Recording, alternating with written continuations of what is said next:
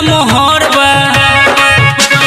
बाली रे उमर एकर पतली कमर बा, देखई में लागे जैसे खैले लमहर बा। हमरा तो डर बड़ी लागे रे यारबा, हमरा तो डर बड़ी लागे रे यारबा। कहीं न धोली हमरा के पाजे, हमरा के पाजे।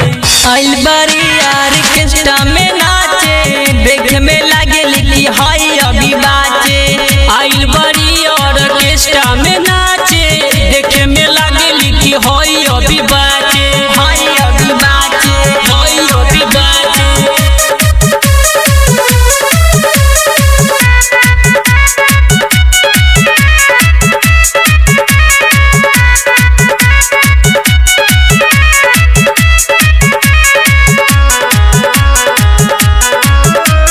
नीरज नजरिया के मन बहुराइल, देखई में ओकर जवानी गदराइल।